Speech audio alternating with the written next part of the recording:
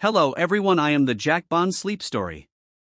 And I am here to help you today. I know you use this video to fall asleep, so before that, like the video and subscribe to the channel. Now get comfortable and relax. The headlights in my rearview mirror had been there for hours, a constant presence on the empty highway. At first I thought nothing of it. Now as the sun dipped below the horizon and shadows lengthened across the barren landscape, a chill ran down my spine. The truck was getting closer. I'd always dreamed of taking a solo road trip across the country, the open road, the freedom, the adventure. It all called to me. So when I finally got some time off work, I packed up my old Honda Civic and hit the highway. The first few days were everything I'd imagined. I sang along to the radio, stopped at quirky roadside attractions, and watched stunning sunsets paint the sky. But now on day 4, something felt off. I'd been driving through the desert for hours, the monotonous landscape broken only by the occasional cactus or weathered rock formation. The solitude that had felt so freeing before now seemed oppressive. I glanced at my rearview mirror again. The truck was still there, a dark silhouette against the fading light. It had appeared behind me shortly after I'd stopped for gas at a small town about 100 miles back. At first I barely noticed it. Plenty of people travel these roads, I told myself, but as the miles ticked by and no other cars passed us, unease began to gnaw at my gut. I pressed my foot harder on the accelerator, watching the speedometer creep up. 70, 75, 80 miles per hour. The truck matched my speed effortlessly, neither gaining nor losing ground. My palms began to sweat and I gripped the steering wheel tighter. "You're being paranoid," I muttered to myself, trying to shake off the growing sense of dread. "Is just someone going the same way you are, that's all." But even as I said the words, I knew I didn't believe them. There was something deliberate in the way the truck maintained its distance, something predatory. I spotted a sign for an upcoming rest stop and made a split-second decision. Maybe I could lose them there. I flicked on my turn signal and took the exit, my heart pounding as I watched the rearview mirror. The truck followed. The rest stop was little more than a parking lot with a small building housing restrooms and vending machines. A couple of semi-trucks were parked in the far corner, their drivers likely catching some sleep. I pulled into a spot near the building under the harsh glow of a flickering street light. The truck rumbled into the lot behind me, circling around before parking in a few spaces away. I sat frozen in my seat, engine idling, as I watched the driver's door open. In my side mirror a man stepped out, tall and broad-shouldered. In the dim light I couldn't make out his features, but I could feel his eyes on me. He stood there for a moment, then started walking towards my car. Panic surged through me. I threw the car into reverse and peeled out of the parking spot, tires squealing. In my rearview mirror I saw the man break into a run, heading back to his truck. I shot out of the rest stop and back onto the highway, my breath coming in short gasps. The truck's engine roared to life behind me, headlights blazing as it gave chase. "Oh God, oh God, oh God," I chanted, pushing my little Civic as fast as it would go. The needle on the speedometer crept past 90, then 100. The truck kept pace, growing larger in my mirror. My mind raced. What did this person want? Why were they following me? I fumbled for my phone with one hand, keeping the other white-knuckled on the wheel. No signal of course. I was in the middle of nowhere. The truck was getting closer now, its grill filling my rear view mirror. I could see the driver, now a dark shape behind the windshield. My car shuddered as we Past 110 miles per hour. Suddenly the truck swerved into the left lane. My breath caught in my throat as it pulled up alongside me. I risked a glance over and immediately wished I hadn't. The driver was staring right at me, a twisted grin visible even in the darkness. He revved his engine and swerved towards me. I jerked the wheel, nearly running off the road as I dodged the much larger vehicle. Heart pounding, I searched desperately for an escape route. Up ahead I spotted a turnoff. Without thinking, I yanked the wheel hard to the right. My tires screeched in protest as I flew down the exit ramp, narrowly missing the guard rail. The new road was narrower, winding through rocky hills. I took the curves as fast as I dared, praying I wouldn't lose control. In my mirror I saw the truck's headlights swing wide as it took the turn too fast, buying me a few precious seconds. I pushed my car to its limits, taking each turn faster than the last.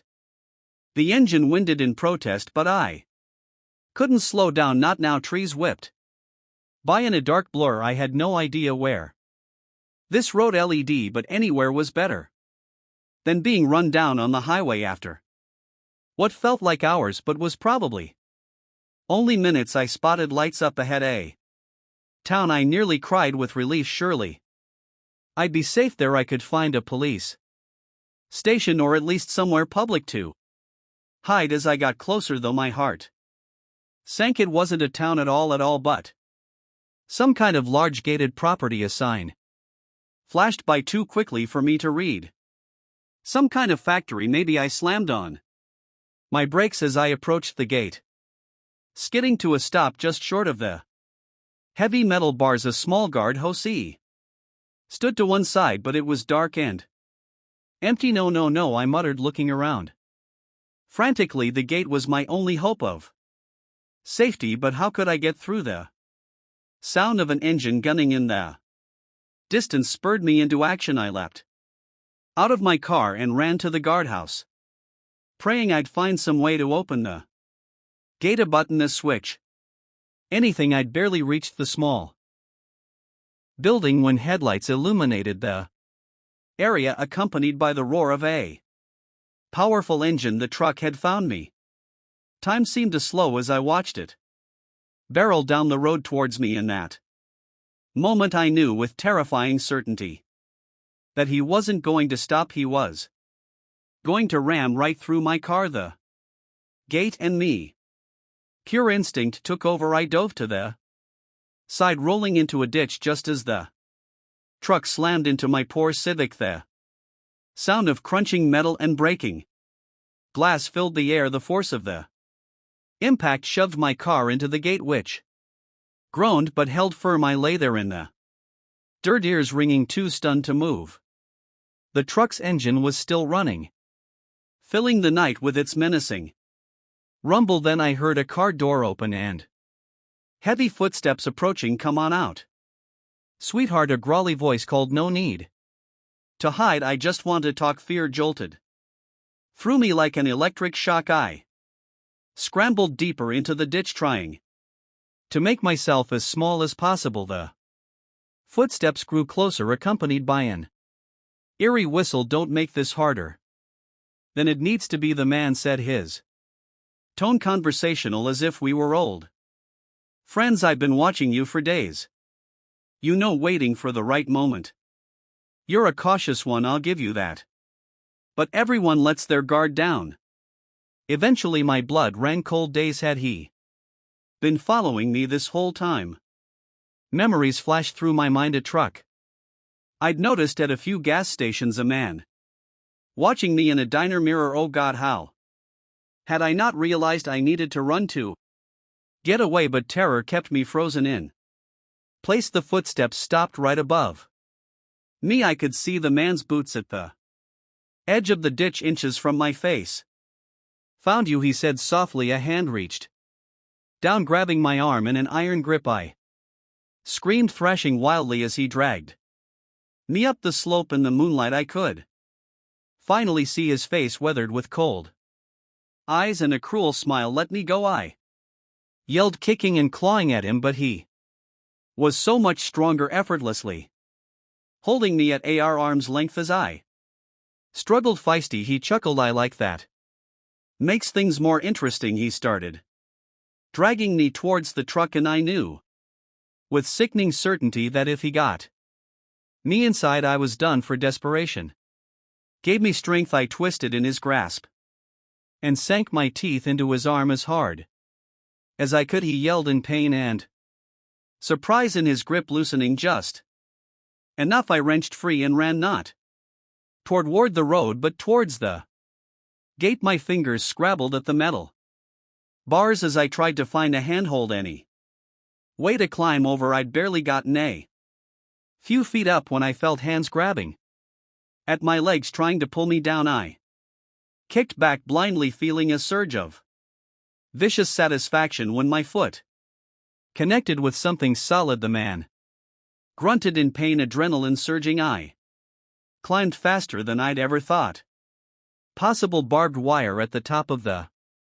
fence bit into my hands, but I barely felt it. I threw myself over the top and fell hard on the other side, the impact knocking the wind out of me. I lay there, gasping, ears straining for any sound of pursuit, but there was nothing. No footsteps, no engine starting up, just the sound of my own ragged breathing. Slowly, painfully, I pushed myself to my feet.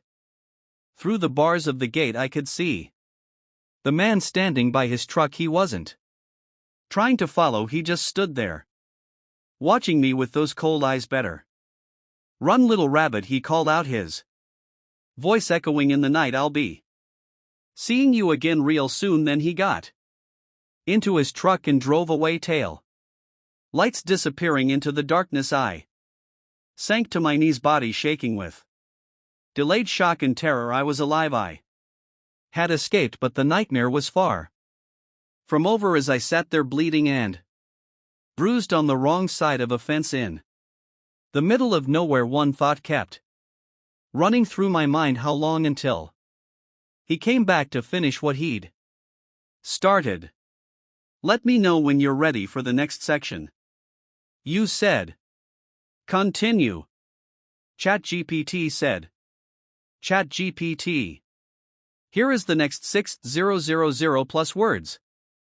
The crunch of dead leaves under my boots was the only sound in the forest until I heard it, a distant, haunting whisper that made my blood run cold. I froze, straining my ears, but the whisper didn't come again, just the wind, I told myself. But as I stood there alone in the deepening twilight, I couldn't shake the feeling that something was watching me from the shadows. I'd always loved hiking, the thrill of exploring nature and pushing my limits. This trail in the Appalachians was supposed to be my biggest challenge yet, a week-long solo trek through some of the most remote wilderness on the East Coast. I prepared for months, studying maps, upgrading my gear, and getting into the best shape of my life. What I hadn't prepared for was the soul-crushing loneliness 3 days in, and I hadn't seen another human being since I'd left the trailhead. The isolation that had seemed so appealing when I planned this trip now felt oppressive. Every snapping twig made me jump, every shadow seemed to move. I shook my head, trying to clear the paranoid thoughts. Get it together, Mike, I muttered to myself. You wanted solitude. Remember hitching my backpack higher on my shoulders. I pressed on. The trail wound deeper into the forest, the trees growing denser and blocking out what little remained of the fading daylight. I clicked on my headlamp, the narrow beam barely penetrating the gloom ahead. That's when I saw it, a flicker of light through the trees, so faint I thought I'd imagined it. I blinked and it was gone, but no, there it was again, a warm yellow glow like a candle in a window. My heart raced. A cabin out here, it wasn't on any of my maps more, but the promise of shelter and maybe even company was too tempting to ignore. I veered off the trail, pushing through thick underbrush towards the light. As I got closer, the cabin came into view. It was old, really old. The log walls were weathered gray, the roof sagging under the weight of years, but there was definitely a light in the window, wavering like a candle flame. I approached cautiously, leaves crunching under my feet. The porch creaked ominously as I stepped onto it. I raised my hand to knock, then hesitated. Something felt off. The hairs on the back of my neck stood up, and that feeling of being watched returned stronger than ever. Before I could talk myself out of it, I tried the door handle. It turned easily and the door swung open with a long, eerie creak. "Hello," I called out, poking my head inside. "Anyone home?" Silence answered me. The interior was a single room, dimly lit by a lantern. On a rickety table, dust covered every surface and cobwebs hung in the corners. It looked like no one had been here in years, and yet the lantern was lit, and there on the table beside it was a steaming mug of what smelled like coffee. My breath caught in my throat. Someone had been here, and recently, but where were they now? I should have left. Every instinct screamed at me to turn around and get back on the trail, but exhaustion and curiosity won out. I stepped inside, letting my backpack slip to the floor. The coffee smell was intoxicating after days of nothing but trail mix and protein bars. I picked up the mug, feeling its warmth seep into my cold fingers. It couldn't hurt to take just one sip, could it? I raised the mug to my lips, then froze. There on the far wall was a corkboard covered in photos, dozens of them, all of hikers on the trail, and in every single one barely noticeable unless you were looking for it was a dark figure lurking in the background. The mug slipped from my nerveless fingers, shattering on the floor. I stumbled backwards, my heart pounding so hard I thought it might burst from my chest. That's when I heard it, footsteps slow and deliberate, coming up the porch steps. Panic seized me. I looked around wildly for a place to hide, but the cabin was too small to open. The footsteps drew closer, each creak of the porch boards like a gunshot in the silence. There was a small window on the far wall. Without thinking, I lunged for it, yanking it open and squeezing through. Just as the door began to open, I tumbled to the ground outside, leaves cushioning my fall. For a moment I lay there, too terrified to move. I could hear movement inside the cabin, slow and methodical. Then a voice, low and growly, sent chills down my spine. "I know you're out there," it said. "I can smell your fear." I scrambled to my feet and ran, not caring about the noise I made crashing through the underbrush. Branches whipped at my face, roots threatened to trip me, but I didn't slow down. I just ran, blind panic driving me deeper into the dark forest. I don't know how long I ran. It could have been minutes or hours. Eventually I collapsed against a tree, lungs burning, legs shaking. I strained my ears, listening for any sign of pursuit, but heard nothing except the pounding of my own heart as the adrenaline faded. Rational thought began to return. I needed to get out of these woods fast, but in my panicked flight I'd lost all sense of direction. My backpack with all my supplies was still in the cabin. I had no food, no water, no map, just the clothes on my back and my headlamp, which chose that moment to flicker ominously. "Think, Mike. Think," I muttered, trying to calm my racing thoughts. "The North Star. If I could find it, I could at least figure out which direction to go." I looked up, searching for a break in the canopy. Instead, my blood turned to ice.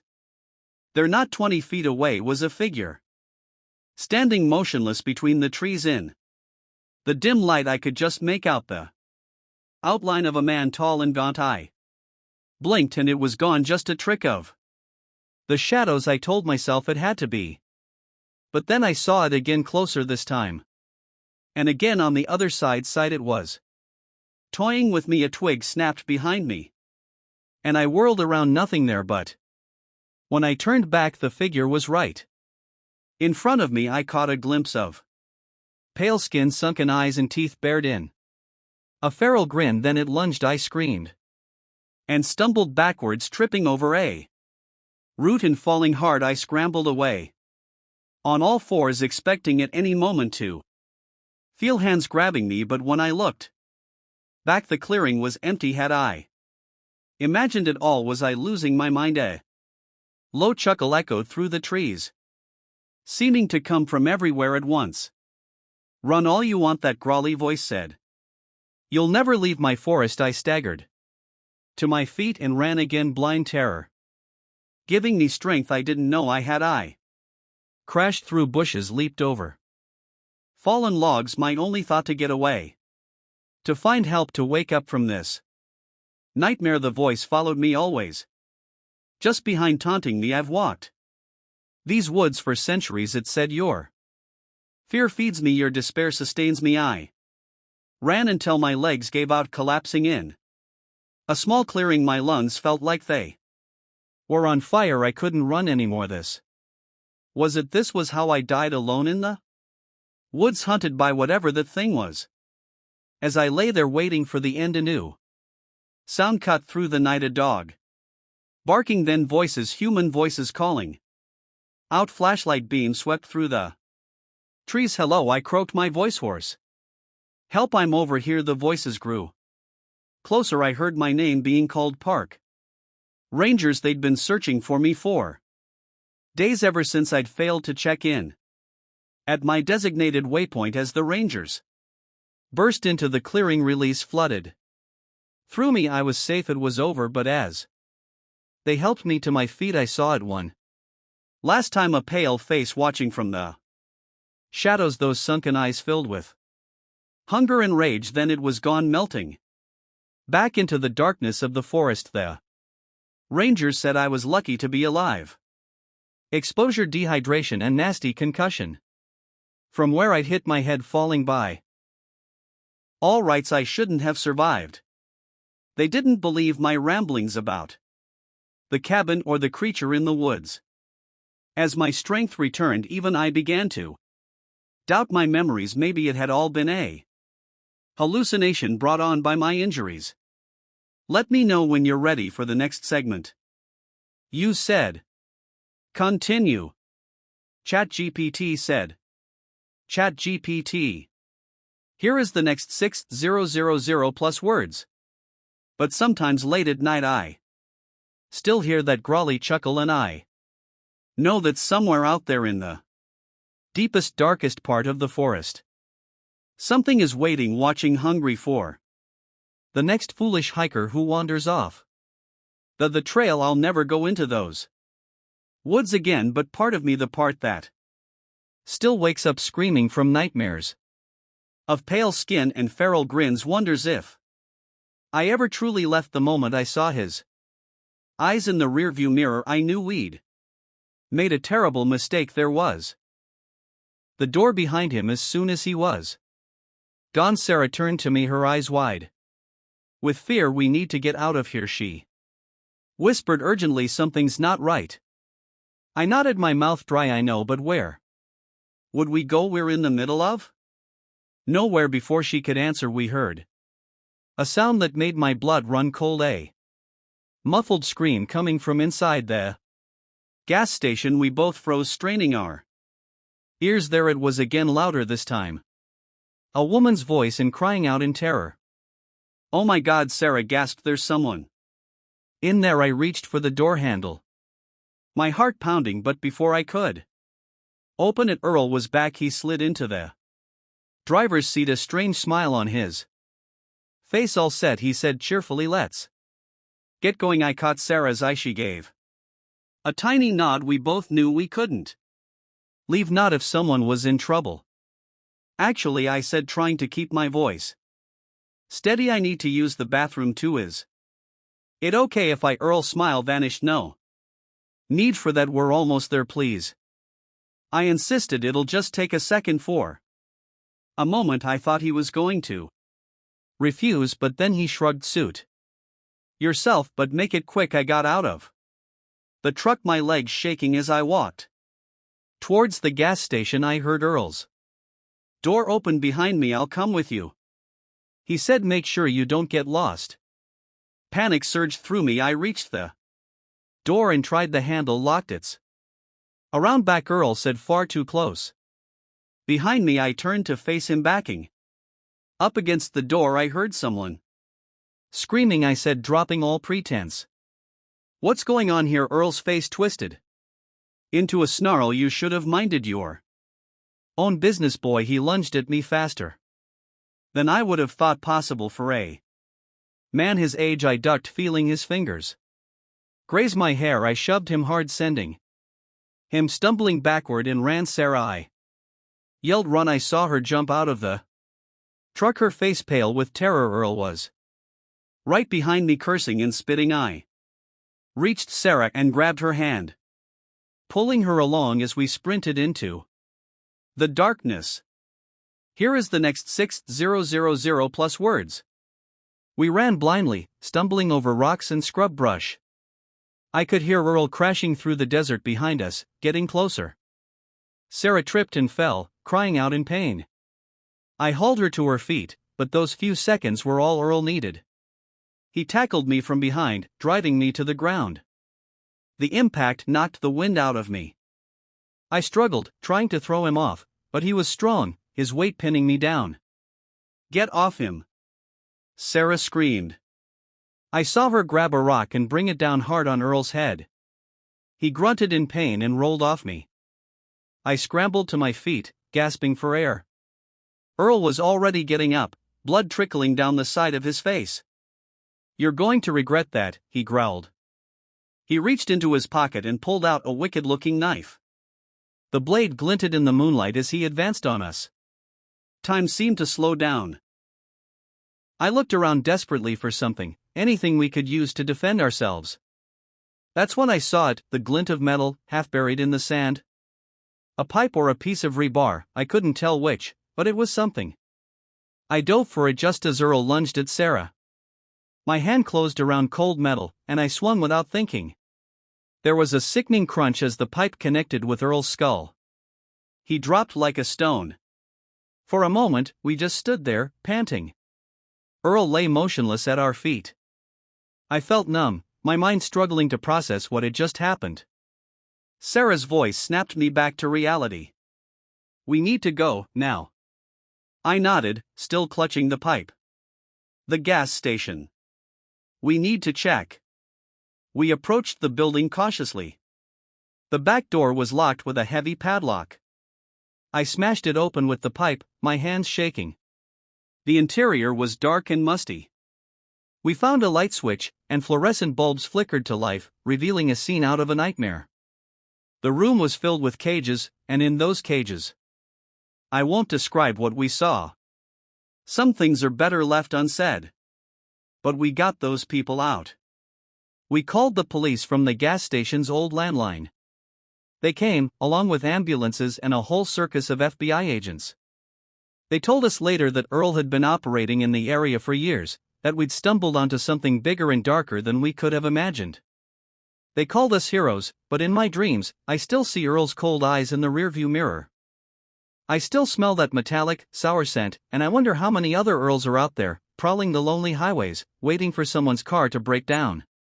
Sarah and we don't take road trips anymore.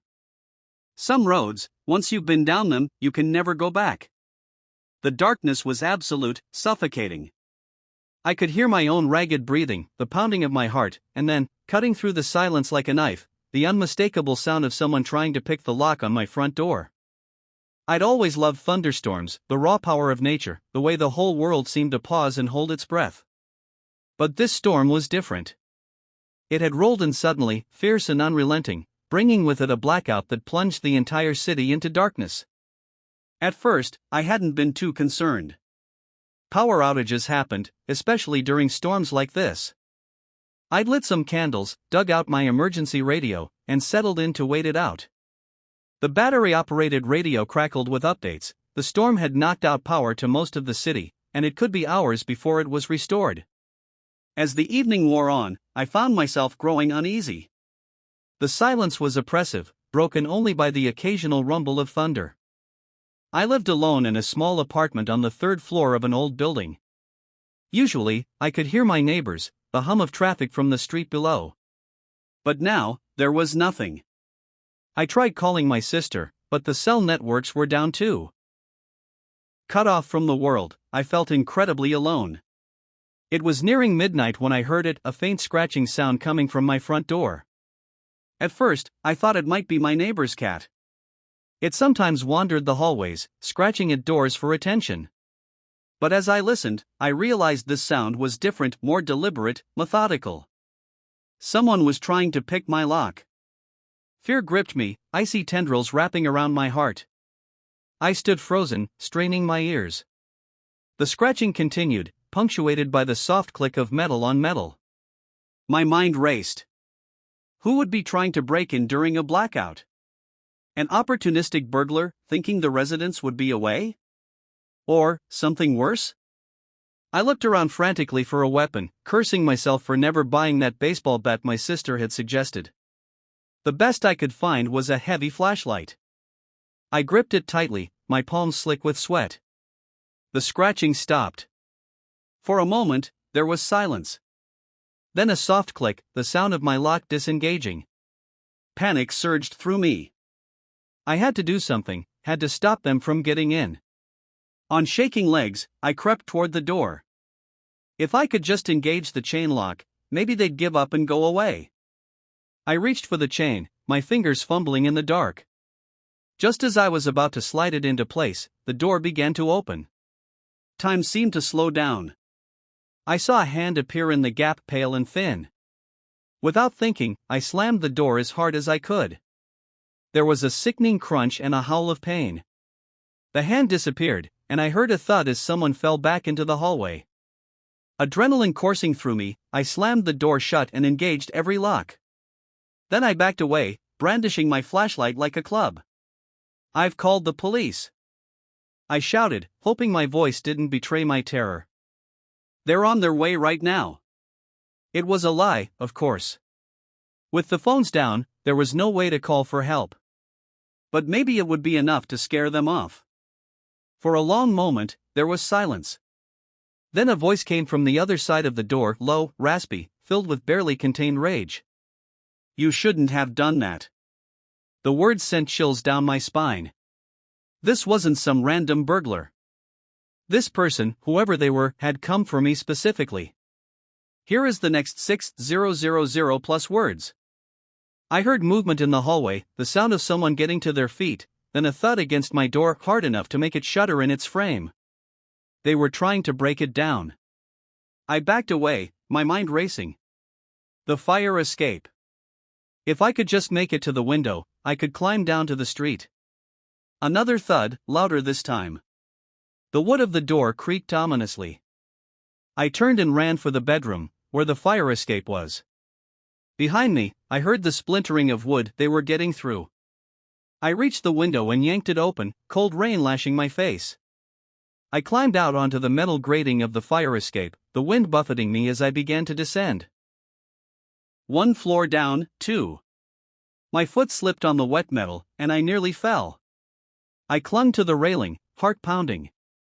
A flash of lightning illuminated the world for a brief moment, and there, looking down at me from my bedroom window, was a figure. Tall, gaunt, with eyes that seemed to glow in the darkness. I scrambled down the last flight of stairs and dropped to the alley below, pain shooting through my ankles as I landed. But I couldn't stop. I ran. The rain was coming down in sheets now, soaking me to the bone. I ran blindly through the dark streets, not knowing where I was going, only that I had to get away. I don't know how long I ran. Eventually, I found myself in a part of the city I didn't recognize. The streets were narrow here, the buildings old and crumbling. I slowed to a walk, gasping for breath, trying to get my bearings. That's when I saw the church. It was a small, ancient-looking building, its spire barely visible through the rain. But the door was open, warm light spilling out onto the street. Without thinking, I stumbled toward it.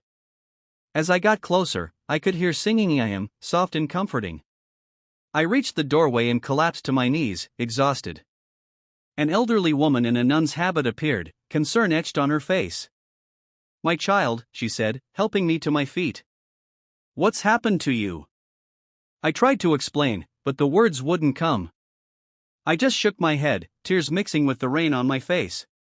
She led me inside, to a small room off the main chapel. There were others there, I realized, people huddled on cots and chairs, talking in low voices. Other refugees from the storm. The nun is Sister Mary. She introduced herself, brought me a blanket and a cup of hot tea. As the warmth seeped back into my body, I found myself telling her everything, about the break-in, the chase through the city, the terrifying figure I'd seen. She listened patiently, her face grave. When I finished, she was quiet for a long moment. "You're safe here," she said finally. "This is holy ground. No evil can enter." I wanted to believe her, but as I looked around at the flickering candles, the shadows dancing on the walls, I couldn't shake the feeling that nowhere was truly safe. The night wore on. I dozed fitfully, jerking awake at every sound. Each time, Sister Mary was there, murmuring words of comfort. As dawn broke, the storm finally began to subside. The other refugees started to leave, heading back to their homes and lives. But I couldn't bring myself to go. Sister Mary seemed to understand. She brought me more tea, sat with me as the morning light slowly filled the room. "What am I going to do?" I asked her, my voice barely above a whisper. She took my hand in hers, her skin papery and soft. "You survived," she said. "That's the first step. Now you heal." I nodded, not trusting myself to speak. But as I sat there in that small room, that smelled of incense and old stone, I felt something I hadn't felt in hours: hope. The police came later that morning. They took my statement, promised to investigate, but I could see the doubt in their eyes. With no evidence, no witnesses, it was just another strange story in a city full of them. I couldn't go back to my apartment. The thought of those eyes, that voice, was too much. Sister Mary helped me find a shelter, somewhere I could stay until I figured out my next move. As I prepared to leave the church, she pressed something into my hand. It was a small silver cross on a chain. "For protection," she said, with a gentle smile. I slipped it over my head, feeling its weight against my chest. "Thank you," I said. "For everything." She nodded, her eyes kind. "Remember, my child, the darkness may seem overwhelming at times, but there is always light to be found. You just have to know where to look." I stepped out into the morning sun, blinking at its brightness. The city was coming back to life, power restored, people going about their day as if nothing had happened. But I knew better. I had seen the darkness that lurked in the shadows, waiting for its chance. And I knew that someday, somehow, I would have to face it again. For now, though, I was alive. I was safe. And as I walked down the street, the silver cross cool against my skin, I realized that was enough. It had to be. Here is the next 6000 plus words. The first shotgun blast nearly took my head off. It whistled past my ear, shattering the calm of the forest and sending birds scattering into the sky. In that moment, I realized our quiet camping trip had just become a fight for survival. It was supposed to be a relaxing weekend getaway. My friends and I had been planning this camping trip for months, eager to escape the chaos of city life and reconnect with nature. There were 4 of us, me, my best friend Jake, his girlfriend Sarah, and our mutual friend Mike. We'd found a spot deep in the national forest, far from the usual campgrounds and hiking trails, the kind of place where you could really feel alone in the wilderness. The drive out had been full of laughter and excitement.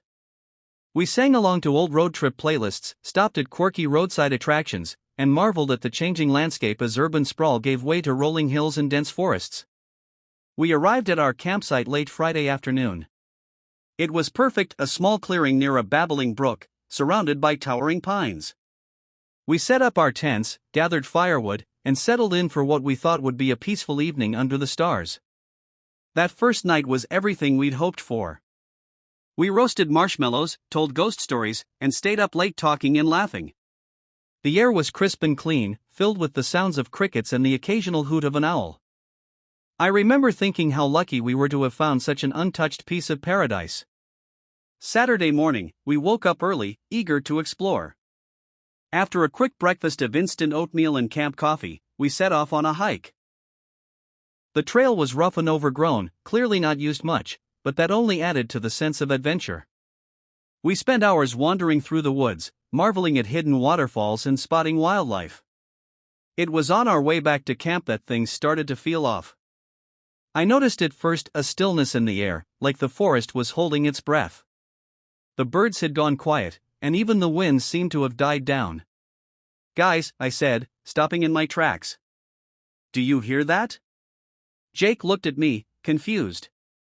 "Hear what?" "Exactly," I replied. "Nothing. It's too quiet." As if on cue, a twig snapped somewhere in the underbrush.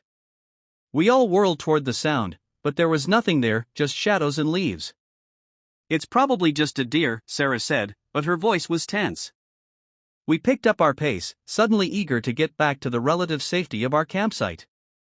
As we walked, I couldn't shake the feeling that we were being watched.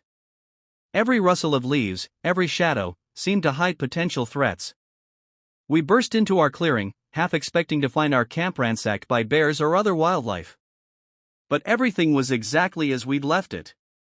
We all let out a collective sigh of relief. "See?" Mike said, forcing a laugh. We were worried over nothing. But our relief was short-lived. As we started to prepare dinner, we heard the sound of an engine in the distance. It grew louder, accompanied by the crunch of tires on gravel. Someone was coming down the old logging road that led to our campsite. A battered pickup truck burst into the clearing, skidding to a stop in a cloud of dust.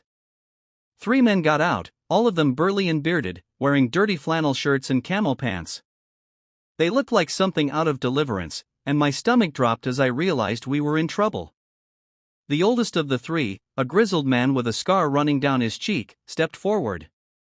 Well, he drawled. "What do we have here?" Jake, always the diplomat, tried to defuse the situation. "Hey there," he said, forcing a smile. "We're just camping for the weekend. Is this your land?" "We didn't mean to trespass if it is." The man's eyes narrowed. "This ain't your land, city boy. This here's our hunting grounds. Has been for generations." I glanced at the others, seeing my own fear reflected in their eyes. We were miles from anywhere, with no cell service. If these men decided to cause trouble, there was no one around to help us. "We're sorry," Sarah said, her voice shaking slightly. "We didn't know. We can leave if you want." The man considered this for a moment, then shook his head. "Nah, you folks ain't going nowhere. Not till we decide what to do with you." That's when I noticed the guns. Each of the men had a rifle slung over their shoulder, and the leader had a shotgun in his hands. My blood ran cold as I realized just how bad our situation was. The next few hours were a nightmare. The men made us sit around our campfire while they ransacked our tents, helping themselves to our food and beer. They taunted us, making crude jokes and veiled threats. I could see Jake getting angrier by the minute, his fists clenched at his sides. I prayed he wouldn't do anything stupid. As night fell, the men's mood seemed to darken. They started arguing among themselves, their voices getting louder and more aggressive. I caught snatches of their conversation, something about teaching us a lesson and making an example. That's when I knew we had to get out of there. I caught Jake's eye and nodded slightly toward the woods. He understood immediately, and I saw him whisper something to Sarah and Mike. We waited for our chance, tensed and ready to run. It came when the youngest of the men stumbled away from the fire to relieve himself. In that moment of distraction, we bolted. We crashed through the underbrush, branches whipping at our faces as we ran. Behind us, I heard shouts of anger, then the sound that will haunt my nightmares forever, the boom of a shotgun. The blast missed us, but only just. I felt the wind of its passage, heard the pellets tearing through leaves inches from my head. We ran harder, pure adrenaline driving us forward. The men were right behind us, crashing through the woods like angry bears. I could hear them shouting, their voices filled with rage and bloodlust. Another shot rang out. Then another. They were firing blindly into the darkness, hoping to hit us by sheer luck. We ran for what felt like hours, our lungs burning, our legs trembling with exhaustion. The sounds of pursuit faded, then disappeared entirely. But still, we ran, too terrified to stop. Finally, we couldn't go any further. We collapsed in a small gully, gasping for breath. For a long time, no one spoke.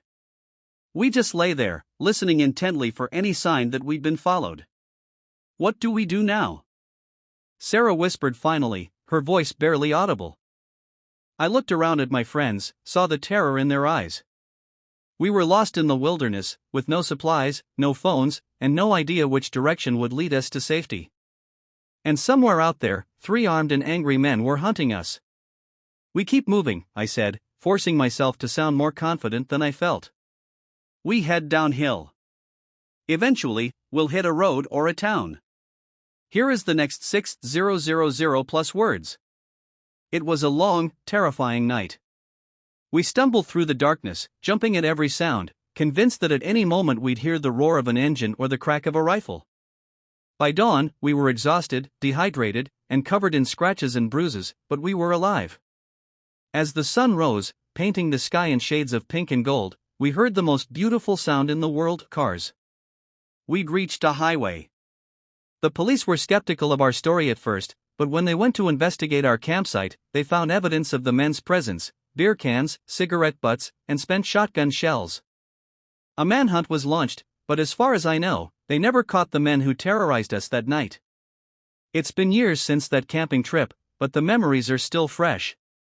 I haven't been able to go into the woods since then. The rustle of leaves, the crack of a twig, they all bring me right back to that night of terror. My friends and I, we don't talk about it much, but sometimes, when we're together, I'll catch one of them looking over their shoulder, scanning the tree line with wary eyes.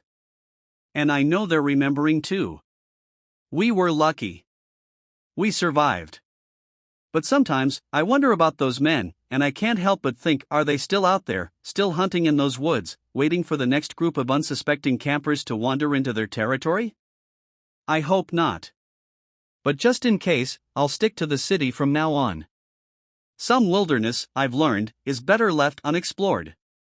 The first thing I noticed was the smell: acrid, chemical, wrong. It hit me as soon as I opened the warehouse door, and in that moment, I knew I'd stumbled onto something I wasn't supposed to see. I'd been working the night shift at Midwest Distribution for about 6 months. It was a boring job, but it paid the bills. Every night from 10 p.m. to 6 a.m., I'd patrol the massive warehouse complex, making sure everything was secure. Nothing ever happened until that night. It was a Tuesday, just after midnight. I was making my usual rounds, flashlight in hand, shoes echoing on the concrete floor. The warehouse was huge, filled with rows upon rows of shelves stacked high with boxes and pallets. During the day, it was a hive of activity, but at night, it was eerily silent. I just finished checking the east wing when I noticed something odd: a faint light coming from under the door of storage unit 17. That unit had been empty for months, or so I thought. Curious, I approached the door, my hand instinctively going to the radio at my belt. The smell hit me as soon as I cracked the door open. It was like nothing I'd ever encountered before: a mix of ammonia, bleach, and something else I couldn't identify. My eyes watered, and I had to stifle a cough. Blinking away tears, I shone my flashlight into the unit. What I saw made my blood run cold. The space was filled with makeshift tables, each covered in beakers, tubes, and other equipment I vaguely recognized from high school chemistry. In the center of it all was a large apparatus that looked like something out of a sci-fi movie, bubbling and hissing ominously. It didn't take a genius to figure out what I was looking at: a drug lab, and a big one at that. My mind raced. How long had this been here? Who was behind it? And, most importantly, what the hell was I supposed to do now? I knew I should call the police immediately, but something held me back.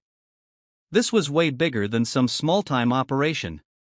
The scale, the sophistication of the equipment, this had to be the work of a major criminal organization. And if they could set up a lab right under our noses, who knew how deep their influence ran? As I stood there, frozen with indecision, I heard a noise that made my heart stop, footsteps, coming from deeper in the unit. I killed my flashlight and ducked behind a stack of boxes, praying I hadn't been seen. Two men emerged from behind a makeshift partition. Even in the dim light, I could tell they were trouble. One was tall and wiry, with tattoos covering his arms. The other was built like a linebacker, with a shaved head and cold, dead eyes. They were talking in low voices, but I could catch snippets of their conversation. "Shipment's late," the wiry one said. "Boss ain't happy." "Told you we should have stuck with the Mexicans," the other replied. "These new guys are unreliable." "Yeah, well, money talks. And their product is as pure as it gets." I held my breath, not daring to move. They were standing between me and the exit. If they spotted me, I was dead. No question about it. The men continued their conversation, oblivious to my presence. They discussed shipments, territories, something about a rival gang muscling in on their turf. With each word, I felt the weight of what I'd stumbled into growing heavier. After what felt like hours but was probably only minutes, they headed back behind the partition. I waited until I couldn't hear their footsteps anymore, then slowly, carefully, made my way to the door. I slipped out of the unit, gently closing the door behind me. As soon as it clicked shut, I ran. I didn't stop until I reached the security office, my lungs burning and sweat pouring down my face. Safely inside, I locked the door and collapsed into my chair, trying to process what I'd just seen. I knew I had to call the police. But as my hand reached for the phone, a terrible thought struck me. How had this lab been set up without anyone noticing? The equipment, the chemicals, it would have taken multiple people and vehicles to bring it all in. Someone had to have seen something. Unless, someone on the inside was involved. The realization hit me like a punch to the gut. If someone at Midwest Distribution was working with these criminals, who could I trust? For all I knew, my own boss could be in on it. I sat there for a long time, weighing my options. If I went to the police, I risked tipping off whoever was involved. They might destroy the evidence or worse, come after me. But if I kept quiet, I'd be letting a major drug operation continue right under my nose. In the end, I decided to wait. I needed more information, needed to figure out who I could trust. For the rest of my shift, I tried to act normal, all the while my mind racing with possibilities and fears. When 6 a.m. rolled around, I clocked out like usual, but instead of heading home, I drove to the library. I spent hours there, using their computers to research drug operations, criminal organizations, and how to gather evidence safely. Here is the next 6,000 plus words. That night, I came to work prepared. I'd bought a small, high-quality camera and a voice recorder. As I made my rounds, I kept my eyes peeled for anything suspicious. It didn't take long to spot Mike, one of the forklift operators on the night shift. He kept making trips to and from Storage Unit 17, each time glancing around furtively before entering. I managed to snap a few photos without him noticing. Later, I overheard him on the phone, talking in hushed tones about product, ammonia, and distribution channels. Over the next week, I gathered more evidence, photos, recordings, notes on suspicious activities and personnel. I was careful, always watching my back, never staying in one place too long. But I knew I was playing a dangerous game. These people were professionals, and sooner or later, they'd realize someone was onto them. My paranoia grew with each passing day. Every glance from a coworker, every unexpected noise, sent my heart racing. I barely slept, jumping at every sound in my apartment. Finally, after 2 weeks of this, I decided I had enough evidence. It was time to go to the authorities. I didn't trust the local police. In a town this size, there was too much chance of the wrong people finding out. Instead, I reached out to the State Bureau of Investigation. I sent them an anonymous tip, along with some of the evidence I'd gathered. Then I waited.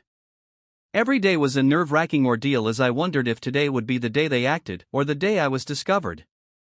It happened on a Friday night. I was halfway through my shift when, suddenly, the warehouse was swarming with armed agents.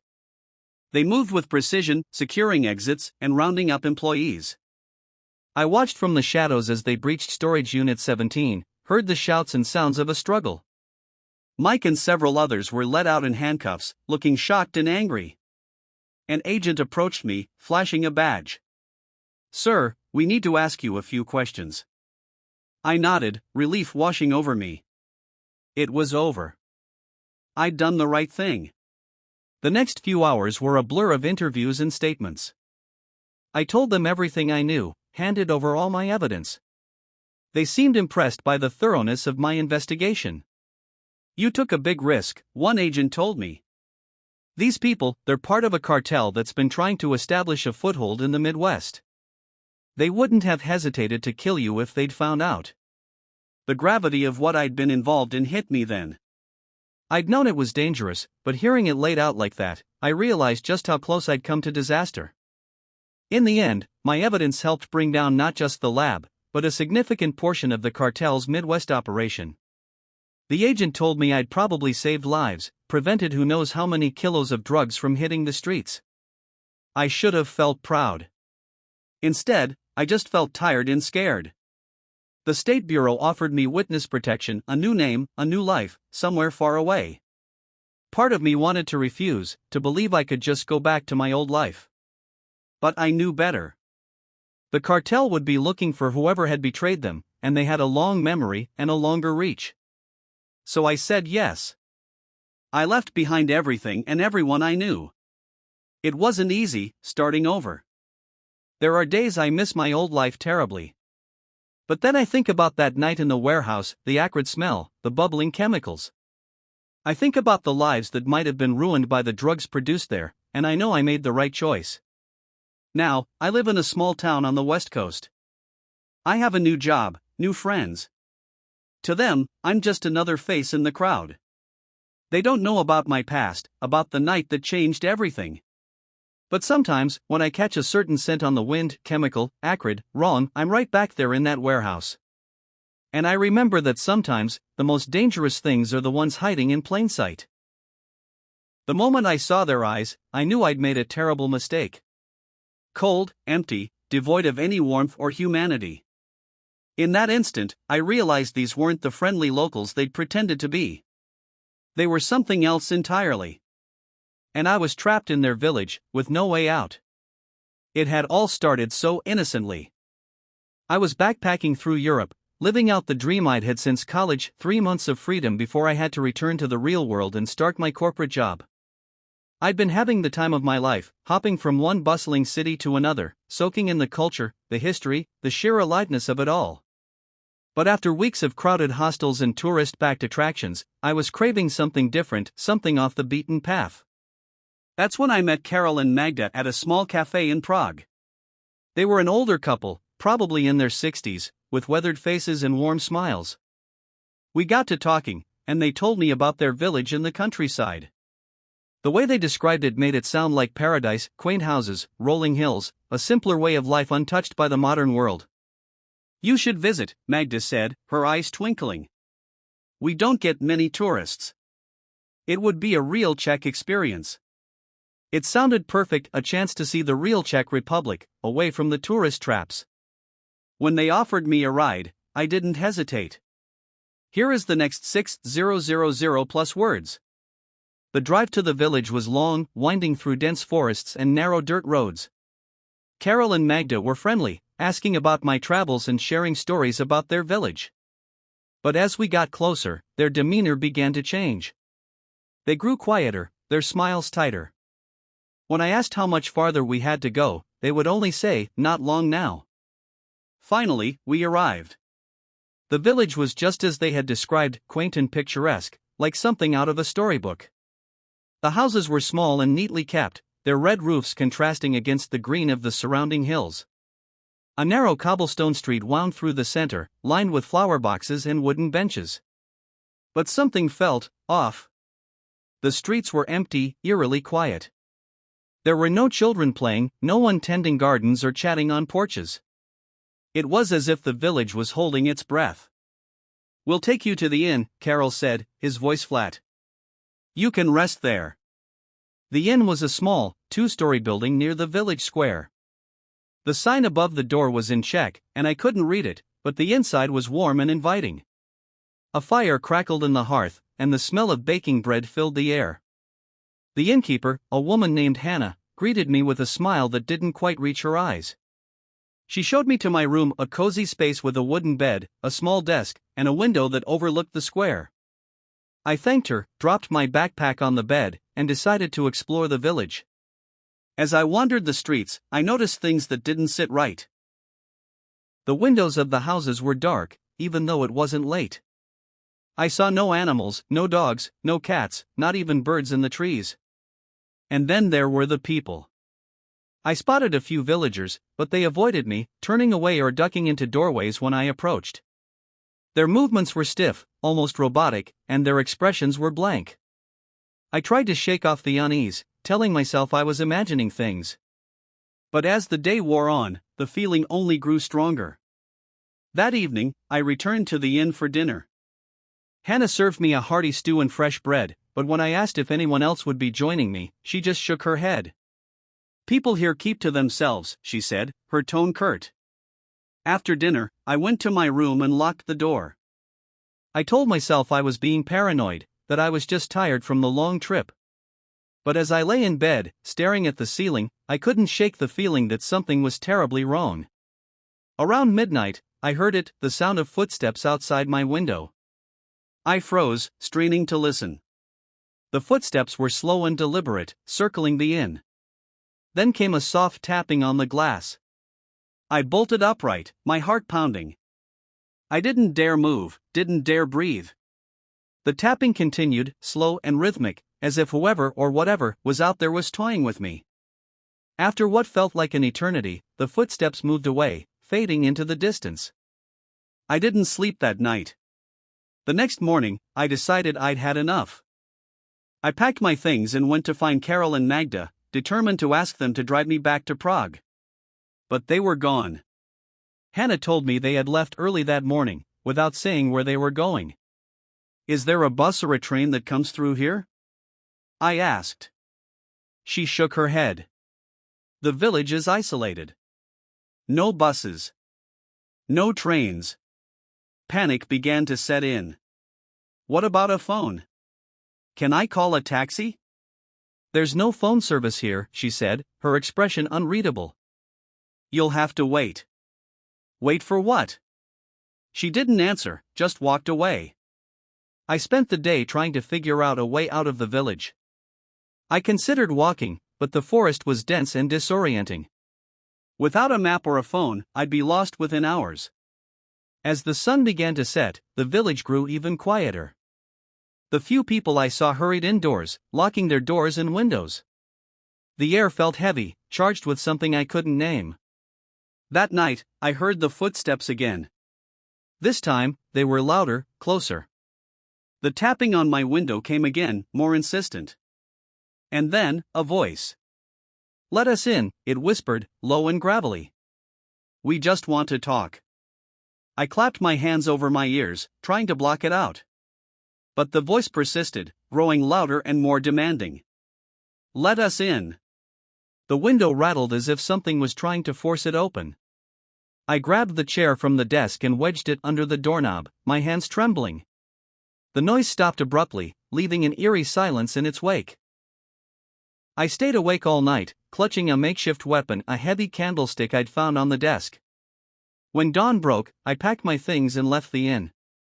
I didn't care where I went, I just knew I couldn't stay. As I walked through the empty streets, I felt eyes on me, watching from behind curtains and shutters. I didn't look back. I don't remember much about how I got out of the village. The next thing I knew, I was on the edge of the forest, flagging down a passing car. The driver, a kind old man, gave me a ride to the nearest town, where I finally had cell service. I never went back to the village. I never even looked up its name. But sometimes, late at night, I hear the tapping on my window, and I wonder if I ever truly left. Here is the next 6000 plus words. The knock at the door came at exactly 3 a.m. It was soft at first, barely audible over the sound of the wind outside. But then it grew louder, more insistent, until it echoed through the small house like a drumbeat. I wasn't expecting anyone. Living alone in a cabin deep in the woods, miles from the nearest neighbor, I rarely had visitors, and certainly not in the middle of the night. My first thought was that it must be an animal, maybe a bear drawn by the smell of food. But as I lay there, listening, I realized it wasn't random. The knocking followed a distinct rhythm, 3 sharp raps, a pause, then 3 more. "Who's there?" I called out, my voice trembling. There was no answer, just the wind whistling through the trees. I got out of bed and grabbed the flashlight from my nightstand, my heart pounding. The knock came again, louder this time. "Go away!" I shouted, trying to sound braver than I felt. The knocking stopped. For a moment, there was silence. Then a voice, low, raspy, and strangely melodic, spoke from the other side of the door. "Let me in." I froze, my grip tightening on the flashlight. The voice was unfamiliar, and there was something wrong about it. It didn't sound like a normal person. It was too smooth, too deliberate, like the speaker was mimicking human speech but didn't quite understand it. "Who are you?" I demanded. "What do you want?" "Let me in," the voice repeated, more insistent this time. I backed away from the door, my mind racing. I considered calling the police, but my phone was in the other room, and even if I reached it, the spotty service out here made it unreliable at best. The voice spoke again, softer now, almost pleading. "Please. I'm cold. I'm hurt. Let me in." A chill ran down my spine.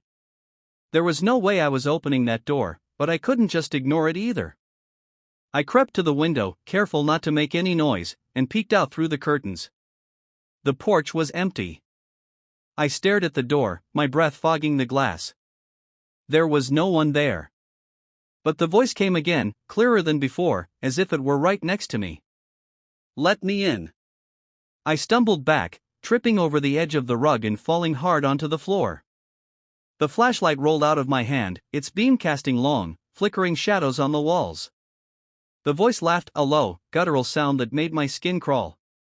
"You can't hide from me," it said. "I know you're there." I scrambled to my feet and grabbed the flashlight, my hands shaking. I had to get out of there. The door leading to the backyard was only a few feet away. If I could make it to my car, I might have a chance. I inched toward the door, every creak of the floorboards sounding impossibly loud in the stillness. The voice followed me, moving around the cabin as if it knew exactly where I was.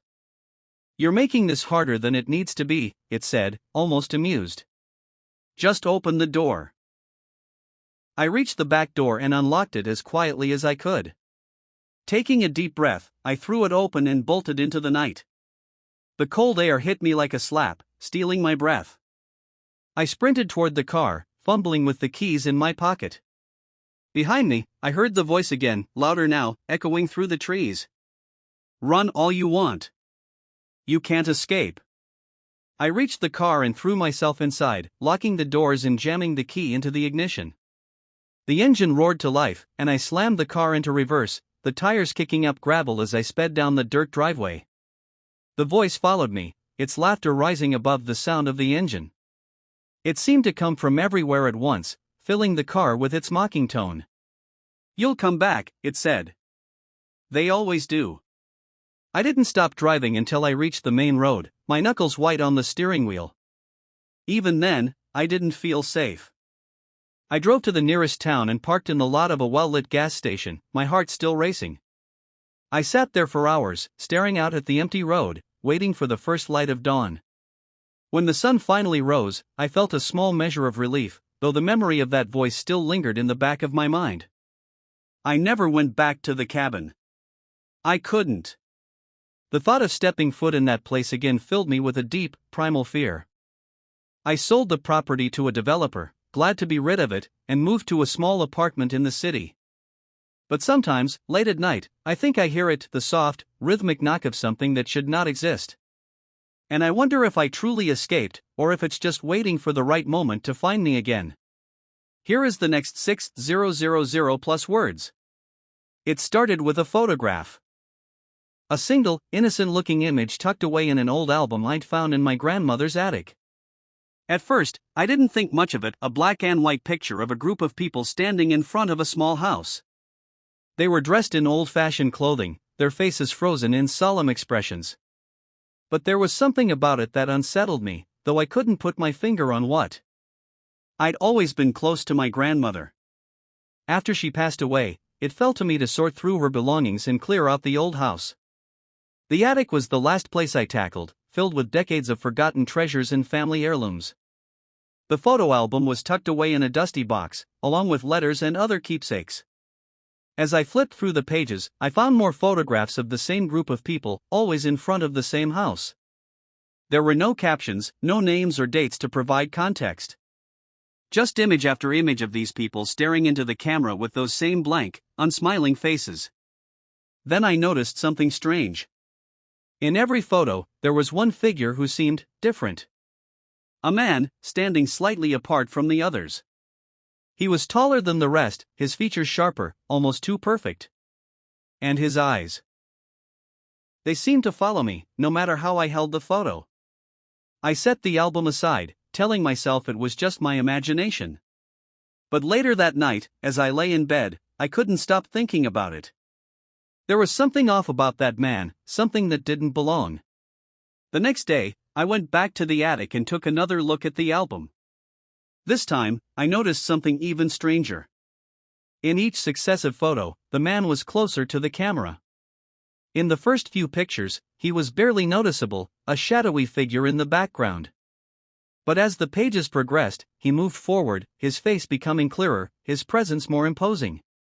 By the last photo, he was standing directly in front of the group, staring straight into the lens. His expression was blank, but his eyes, those cold, piercing eyes, seemed to hold a terrible secret. A chill ran down my spine as I closed the album. I decided to do some research, to see if I could find out more about the people in the photos. I started with my grandmother's journals and letters, hoping for a clue. What I found was a single entry, written in shaky handwriting. Stay away from the man in the photographs. He is not what he seems. That was all it said. No explanation, no context. Just a warning. Over the next few days, strange things began to happen. At first, it was small, a flickering light, a creak in the floorboards when no one was there. I chalked it up to the old house settling, to my own overactive imagination. But then it got worse. One night, I woke up to the sound of whispering. It was faint, almost inaudible, but unmistakably coming from the direction of the attic. I grabbed a flashlight and crept upstairs, my heart pounding. The whispers grew louder as I approached the attic door. When I opened it, the room was empty. But the album was lying open on the floor, even though I was certain I'd left it on the table. The page it was open to showed the last photograph, the man's face staring directly at me. I slammed the album shut and carried it downstairs, intending to throw it away. But when I tried to burn it in the fireplace, the flames refused to catch. The pages didn't even smolder, as if the album was impervious to fire. Desperate, I decided to bury it. I drove out to a remote area, dug a deep hole, and placed the album inside, covering it with soil and rocks. For a moment, I felt a sense of relief, as if a weight had been lifted. But when I returned home, the album was waiting for me on the kitchen table, the last photograph now torn from its page. I don't know how to explain what happened next. The man from the photograph started appearing in my dreams. At first, it was just fleeting glimpses, his face in a crowd, his shadow on a wall. But the dreams became more vivid, more terrifying. He was always there, watching, waiting. One night, I woke up to find him standing at the foot of my bed. I couldn't move, couldn't scream. He didn't say anything, didn't make any threatening gestures. He just stood there, staring at me with those eyes that seemed to pierce right through my soul. And then, just as suddenly as he'd appeared, he was gone. I knew I couldn't stay in the house any longer. I packed a bag and left, not caring where I went as long as it was far away. But no matter where I went, I couldn't escape him. I saw his reflection in windows, his shadow in dark alleys. I felt his presence everywhere. I reached out to an expert in the paranormal, a woman named Dr. Evelyn Grayson. She listened to my story without judgment, her expression grave. "The man you're describing," she said, "is an entity. A spirit, perhaps, but more likely something older, something darker. He's bound to the photographs, and now, he's bound to you. How do I stop him?" I asked, desperation in my voice. Dr. Grayson hesitated. "You may not be able to. Entities like this feed on fear, on obsession. The more you think about him, the stronger he becomes." Her words filled me with dread. I'd been running from him for weeks, consumed by fear. Had I been making him stronger all along? "There is one thing you can try," she said finally. "A cleansing ritual. But it's risky. If it fails, you'll have angered him." I didn't see any other choice. That night, under Dr. Grayson's guidance, I performed the ritual. Candles, salt, incense, it all felt surreal, like something out of a movie. I burned the torn photograph, chanting the words she'd given me. For a moment, I thought it had worked. The air in the room felt lighter, the oppressive presence lifted. But then the candles flickered and went out. The room plunged into darkness, and I heard his voice for the first time. "You can't get rid of me. Here is the next 6000 plus words." The voice was deep and resonant, echoing through the darkness. It was calm, almost soothing, but filled with an undeniable malice. I froze, the burnt remains of the photograph still smoldering in the dish before me. "You brought me here," the voice said. "You invited me into your life. Did you really think it would be so easy to send me away?" The air in the room grew heavy, suffocating. I tried to move, to reach for the flashlight on the table, but my body refused to obey. The only light came from the faint glow of the embers, casting flickering shadows on the walls. "You looked at my photograph," the voice continued, circling me though I could see no one. "You noticed me. That's all it takes. A glance, a moment of attention. Now, we are bound." I finally managed to force my body to move, reaching for the salt that Dr. Grayson had told me to keep on hand. I flung it in the direction of the voice, my hand trembling. "Leave me alone!" I screamed. "You're not welcome here." The shadows seemed to writhe and twist, pulling away from the walls and converging in the center of the room. Slowly, they formed a shape, the tall, sharp figure from the photograph. His face was featureless, a void where eyes, nose, and mouth should have been. Yet I felt his gaze, piercing and unrelenting. "You can't escape me," he said, his voice low and mocking. "I'm a part of you now. Everywhere you go, I'll be there." "No," I whispered, backing away. "You're lying." "Am I?" The figure stepped closer, the shadows around him darkening. "You've already seen it, haven't you? My reflection in the mirror, my shadow in the corner of your eye. Even when you close your eyes, I'm there." I felt tears streaming down my face. This wasn't happening. It couldn't be real. Dr. Grayson's voice echoed in my mind, asterisk, "He feeds on fear. The more you think about him, the stronger he becomes, asterisk." I took a deep breath, trying to calm my racing heart. "You're not real," I said, my voice steadier than I felt. "You're just a figment of my imagination. A manifestation of my fear. And I'm not afraid of you." The figure paused, as if considering my words. For a moment, the oppressive weight in the room seemed to lift. But then he laughed, a cold, bone-chilling sound that sent shivers down my spine. "Not afraid," he repeated, his tone mocking. "You're terrified. I can feel it." He reached out a hand, long and thin, his fingers like tendrils of smoke. They stopped inches from my face, and I felt a coldness seep into my skin, spreading through my body. "Fear isn't just an emotion," he said. "It's a connection. And you've given me plenty to hold on to." The next thing I knew, I was lying on the floor, the candles relit and the room silent. Dr. Grayson was shaking me awake, her face pale with concern. "What happened?" she asked. I sat up slowly, my body aching as if I'd been in a fight. "He was here," I whispered. "I saw him. He spoke to me." Her expression darkened. "The ritual didn't work. He's too strong now." "What do I do?" I asked, my voice trembling. "How do I stop him?" Dr. Grayson hesitated, then shook her head. "I don't know if you can. Entities like this, they're relentless. They latch onto their victims and don't let go." Her words felt like a death sentence. But I couldn't accept it. There had to be a way to free myself from this nightmare. Over the next few weeks, I tried everything. Cleansing rituals, blessings, even exorcisms. But nothing worked. The figure from the photograph was always there, lurking just out of sight, a constant reminder of my fear and helplessness. I stopped going out, stopped talking to friends and family. I became a prisoner in my own home, terrified of what might happen if I let my guard down.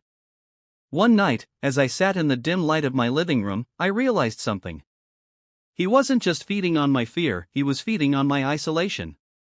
By cutting myself off from the world, I was giving him exactly what he wanted. The next day, I forced myself to go outside. I visited a park, surrounded by people and sunlight. For the first time in weeks, I felt a glimmer of hope. That night, he appeared again, but his presence felt weaker, less oppressive. He stood in the corner of my room, watching me as always, but I noticed something different: hesitation. "You're losing your hold on me," I said, my voice steady. He didn't respond, but I could see it in the way the shadows around him flickered and wavered.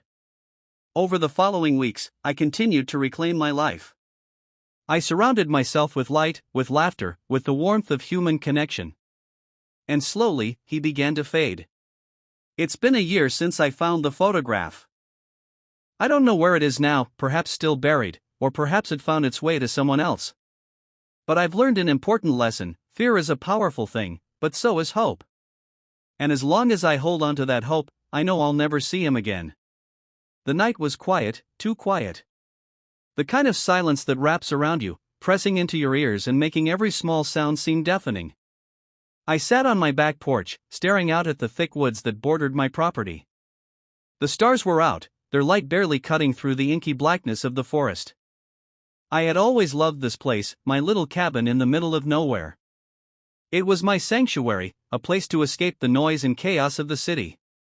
But tonight, for the first time, it felt oppressive, as if the forest itself were holding its breath. I told myself it was just the late hour playing tricks on me, the solitude getting into my head. But then I heard it, a faint rustling, coming from the edge of the tree line. I froze, straining my ears. The sound came again, louder this time, like something or someone moving through the underbrush. "Probably just a deer," I muttered to myself, though my voice sounded hollow in the stillness. But as I sat there, listening, the rustling grew closer. It wasn't the random, aimless noise of an animal foraging. It was deliberate, purposeful. I stood up, my pulse quickening. "Hello?" I called out, my voice echoing into the dark. "Is someone there?" No response. The rustling stopped abruptly, as if whatever was out there had frozen in place. The silence that followed was deafening, heavier than before. I stepped back toward the door, suddenly wishing I'd stayed inside. My porch light cast a weak, flickering glow, barely illuminating the edge of the woods. I squinted into the darkness, but I couldn't see anything. And then I heard it, a low, guttural growl, deep and menacing. It didn't sound like any animal I'd ever heard. It was too loud, too unnatural. Fear clawed at my chest as I fumbled for the door handle.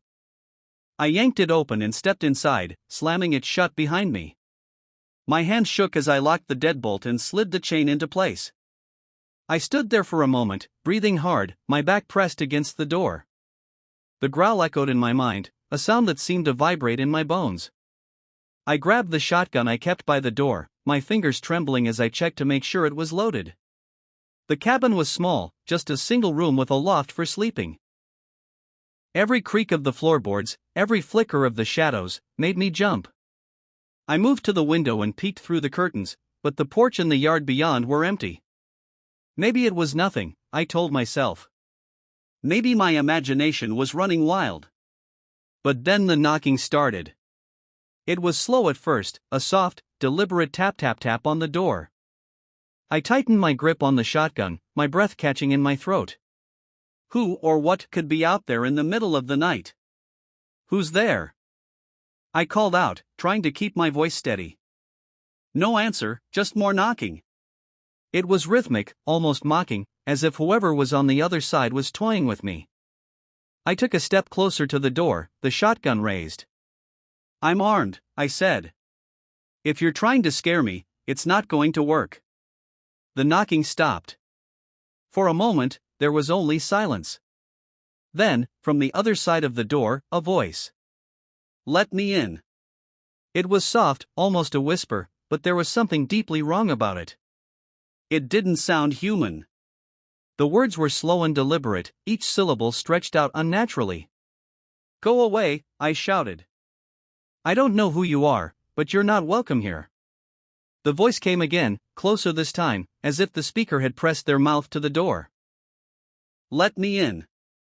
I backed away, my heart hammering in my chest. The cabin felt smaller, the walls closing in around me. I moved to the window and peered out, but the porch was empty. Open the door, the voice said, its tone turning sharp, almost angry. Let me in. The door rattled violently, as if something was trying to force its way inside. I stumbled backward, nearly dropping the shotgun. The sound of the rattling echoed through the cabin, filling the air with a terrible, bone-deep dread. Suddenly, it stopped. The silence that followed was so absolute, I could hear my own heartbeat pounding in my ears. I stood there, frozen, waiting for something, anything, to happen. And then I saw it. Through the window, just beyond the porch, a figure stood at the edge of the woods. It was tall, impossibly tall, its limbs unnaturally long and thin. Its face was pale, featureless, but its presence radiated malice. The figure tilted its head, as if watching me. And then, with slow, deliberate movements, it stepped closer. I backed away from the window, my hands trembling so badly I could barely hold the shotgun. My mind raced, trying to make sense of what I was seeing. The figure stopped at the edge of the porch, its head tilting again. For a moment, it just stood there, staring. And then it smiled. The smile was impossibly wide, stretching across its blank face, revealing rows of jagged, razor-sharp teeth. It raised one long, bony hand and pointed directly at me. Let me in, it said, its voice echoing through the cabin. I screamed. Here is the next 6,000 plus words. I stumbled backward, tripping over the edge of the rug and falling hard onto the floor. The shotgun clattered out of my hands, spinning away across the wooden planks. The figure didn't move, but its smile widened, impossibly, unnaturally, as if it were stretching the very fabric of its form. Let me in, it repeated, its voice now low and guttural, vibrating through the cabin like a physical force. I scrambled to my feet, desperate to put some distance between myself and the thing on the porch. I grabbed the shotgun, clutching it tightly. My hand shook as I leveled it at the window, my finger hovering over the trigger. If you come any closer, I shouted, my voice breaking, I'll shoot. The figure tilted its head again, as if amused. It took another step forward, its movements unnaturally smooth, like a puppet being dragged by invisible strings. It was on the porch now, inches from the door. You can't keep me out, it said, the words slithering into my mind like a whisper in the dark. You've already let me in. My stomach dropped, and for a moment, I couldn't breathe. The thing wasn't talking about the cabin. It was talking about me, my mind, my fear, my very being. I could feel it now, a cold, creeping presence slithering through my thoughts, planting seeds of despair and panic. No, I whispered, shaking my head. You're not real. You're just in my head. Its laugh was a low rumble, almost a growl. Am I? The door rattled violently, as if struck by an invisible force. I stumbled back again, clutching the shotgun like a lifeline. My vision blurred with tears, and I could barely think through the sheer weight of my terror. The figure loomed closer, its pale face filling the window. The smile never faltered, those jagged teeth glinting in the faint light. It pressed a long, claw-like finger against the glass, and I heard the faint sound of scratching, like nails on a chalkboard. I don't know what came over me in that moment, maybe sheer desperation, or maybe some buried instinct to fight. I raised the shotgun and fired. The blast shattered the window, spraying glass and wood splinters across the room. The noise was deafening, the recoil nearly knocking me off my feet. When the smoke cleared, the figure was gone. I stood there, panting, my ears ringing from the shot. My hands shook so badly that I could barely keep hold of the gun. I stared at the shattered window, the cool night air rushing into the cabin, carrying with it the scent of pine and damp earth. For a moment, there was silence, true silence, the kind that feels heavy and unnatural. Then, slowly, I began to hear it again, the soft rustling of the trees, the distant chirp of crickets, the gentle whisper of the wind. Had it worked?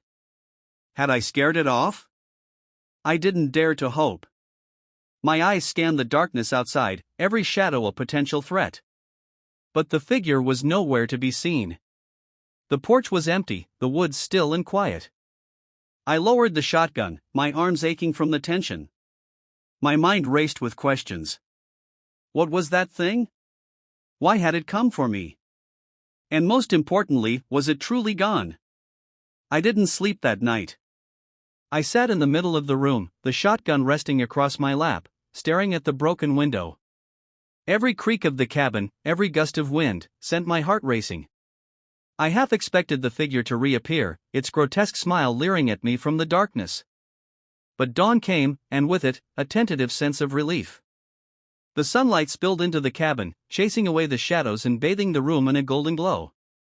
For the first time in hours, I felt like I could breathe again. Over the next few days, I tried to convince myself that it was over. I boarded up the window, reinforced the door, and did everything I could to fortify the cabin. But no matter how hard I tried, I couldn't shake the feeling that I was being watched. I avoided the porch, avoided the woods. I spent most of my time indoors, the shotgun never far from reach. I tried calling for help, but the spotty cell service out here made it impossible. I thought about driving to the nearest town, but the idea of leaving the cabin felt just as dangerous as staying. And then, 3 nights later, it came back. I woke to the sound of scratching, soft at first, barely audible, but growing louder with each passing moment. My heart sank as I realized it was coming from the boarded-up window.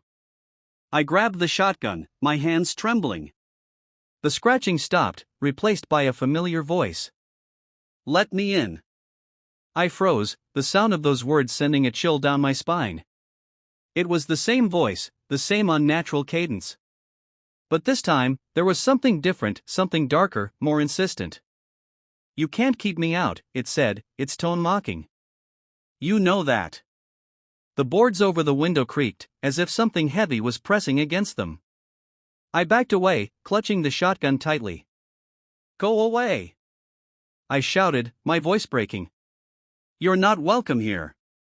The laugh that followed was low and guttural, filled with malice. "You don't understand," it said. "I'm already inside."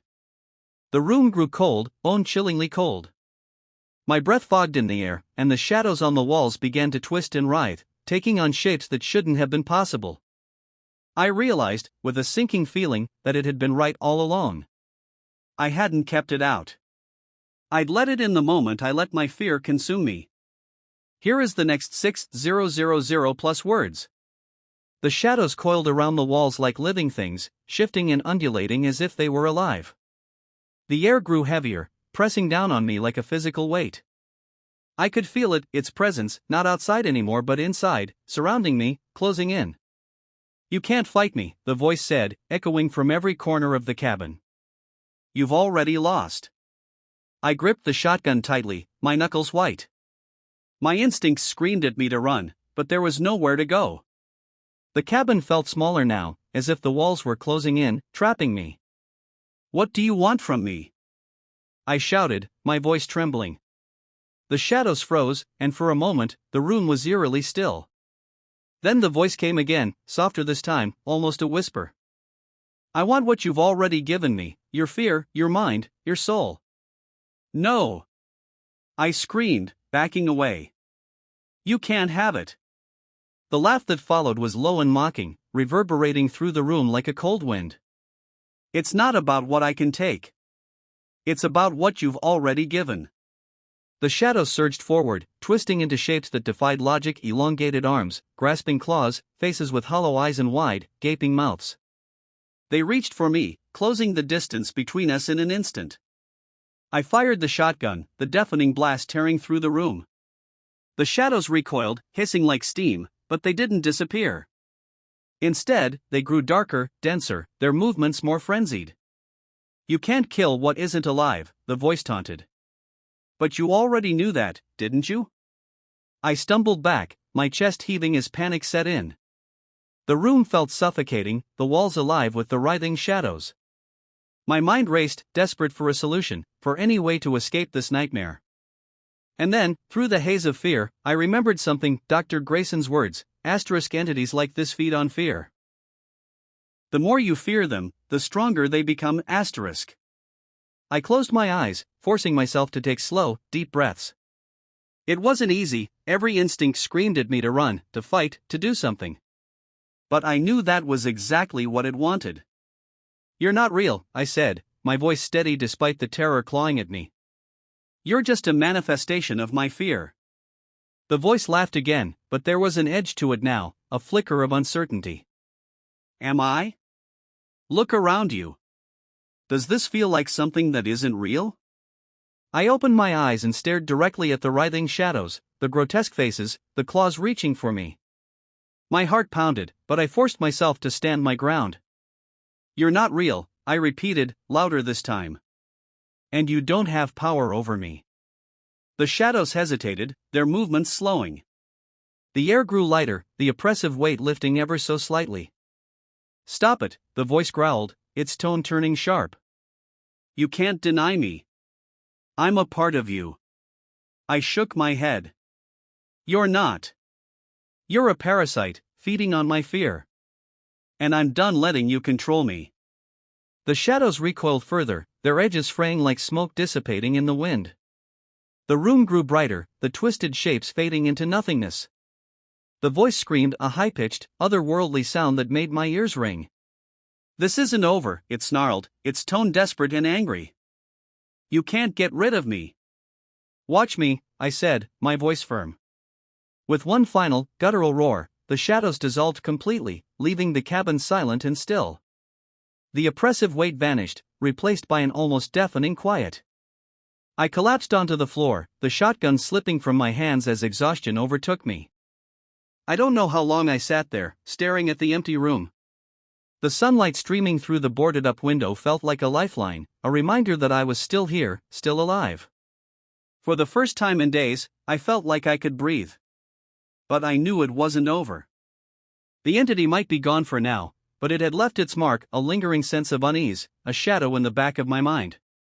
I didn't know if it would come back, but I knew I had to be ready. Over the following weeks, I took steps to reclaim my life. I sought help from experts, paranormal investigators, spiritual advisors, anyone who could offer insight into what I'd experienced. I learned about protection rituals, cleansing practices, and ways to strengthen my mental resilience. I also made changes to my home. I replaced the broken window, reinforced the doors, and surrounded the cabin with symbols of protection. It might not have been enough to stop something like that from returning, but it gave me a sense of control, however small. Most importantly, I worked on facing my fears. I refused to let them take root and grow, to become a doorway for something dark to slip through. It wasn't easy, but each day felt like a step toward reclaiming my sense of peace. It's been 6 months since that night. The entity hasn't returned, though sometimes, late at night, I catch myself listening for the sound of scratching at the window or a voice whispering from the shadows. But I remind myself that fear is its greatest weapon, and I refuse to let it win. The cabin feels like mine again, a place of safety and solitude. The woods are no longer oppressive, the silence no longer suffocating. I've learned to embrace the quiet, to find strength in it. And if that thing ever comes back, I'll be ready. Here is the next 6000 plus words. The old clock in the hallway struck midnight, its chime echoing through the otherwise silent house. I sat in my study, the glow of the desk lamp casting long shadows on the walls. The fire in the hearth crackled softly, its warmth a comforting presence in the cold room. I was working late, as usual. The house was too big, too empty, and my work provided a distraction from the loneliness. It had been my family home once, filled with laughter and life. Now, it was just me, rattling around in its vast, silent spaces. I had just finished typing up a report when I heard it, the faint sound of footsteps coming from the second floor. I froze, my fingers hovering over the keyboard. The sound came again, slow and deliberate, moving down the hallway above me. I told myself it was nothing. The house was old, prone to creaks and groans as it settled. But the footsteps were too rhythmic, too purposeful. Someone, or something, was walking upstairs. Grabbing the small flashlight I kept on my desk, I stood and crept toward the staircase. The beam of light sliced through the darkness, illuminating the ornate wood paneling and the worn carpet runner. The footsteps had stopped, and the house was silent once more. "Hello?" I called out, my voice trembling slightly. "Is someone there?" No response. I climbed the stairs slowly, the old wood creaking under my weight. When I reached the landing, I shone the flashlight down the long hallway. The doors to the bedrooms were closed, just as I had left them. I moved cautiously, checking each room. Nothing. The bedrooms were empty, the windows locked. I tried to convince myself that it had just been my imagination. Perhaps I'd misheard, or perhaps the house was playing tricks on me. But as I turned to head back downstairs, I noticed something that made my blood run cold. The door to the attic, which I always kept closed and locked, was ajar. I stared at it, my heart pounding. The attic was rarely used, filled with old furniture and forgotten belongings. There was no reason for the door to be open. Summoning my courage, I approached the door. The air grew colder as I stepped inside, the narrow staircase leading up into darkness. The beam of my flashlight wavered as my hand shook. I climbed the stairs, each step feeling like a journey into the unknown. When I reached the attic, I was struck by the stillness. The room was filled with old trunks, covered furniture, and dust motes that danced in the flashlight's beam. But something felt wrong, off, in a way I couldn't quite explain. That's when I saw it.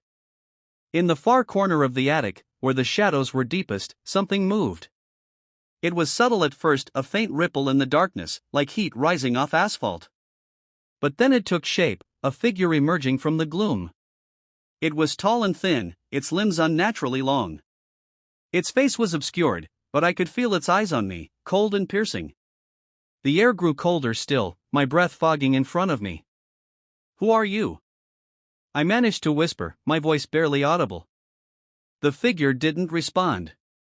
It stood there, motionless, its presence filling the room with an overwhelming sense of dread. I took a step back, the floorboards creaking under my weight. That's when it spoke. "You shouldn't have come here," it said, its voice low and distorted, like a chorus of whispers layered on top of each other. "This is my house," I said, though my voice wavered. "You have no right to be here." The figure tilted its head, as if considering my words. Then it took a step forward, its movements unnaturally smooth. "Your house," it said, its tone mocking. "No. This house belongs to me now." I stumbled back, nearly tripping over a trunk. The figure advanced slowly, its presence filling the attic with a suffocating weight. I could feel its malice, its hunger. "Leave me alone," I said, my voice breaking. "I'll call the police." The figure laughed, a sound that chilled me to my core. "The police can't help you," it said. "No one can." I don't remember how I got out of the attic. One moment, I was backing away from the figure, the next, I was in the hallway, the door slamming shut behind me. My heart was racing, my chest heaving as I tried to catch my breath. I locked the door and backed away, clutching the flashlight like a weapon. The house was silent once more, but the oppressive feeling lingered, a constant reminder that I was not alone. I didn't sleep that night. I sat in the living room, every light in the house turned on, clutching the flashlight and a fireplace poker. My mind raced, replaying the encounter over and over. What was that thing? Why was it in my house? The next day, I called a priest. He arrived that afternoon, a kind, older man with a calm demeanor. I told him what had happened, and he listened without judgment. After I finished, he nodded and began preparing for a blessing. As he moved through the house, sprinkling holy water and reciting prayers, I felt a flicker of hope. But when we reached the attic, that hope vanished. The air was cold, the door vibrating faintly as if something on the other side was pressing against it. The priest hesitated, his calm facade faltering. He placed a hand on the door and closed his eyes, murmuring a prayer. Then he turned to me, his expression grave. "There is something very old here," he said. "Something powerful. It won't be easy to remove. Can you do it?" I asked, desperation in my voice. He didn't answer directly. Instead, he began chanting, his voice steady but strained. The door rattled violently, the temperature in the hallway dropping even further. A deep, guttural growl emanated from the attic, shaking the walls. And then, just as suddenly as it had started, the noise stopped. The priest staggered back, his face pale. "It's done," he said, though he didn't sound convinced. "But you must be careful. These things have a way of lingering." For a while, the house felt normal again. The oppressive atmosphere lifted, the strange noises ceased. But deep down, I knew it wasn't truly over. I could still feel its presence, lurking in the shadows, waiting for the right moment to return. And every so often, late at night, I hear it, the faint sound of footsteps coming from the attic.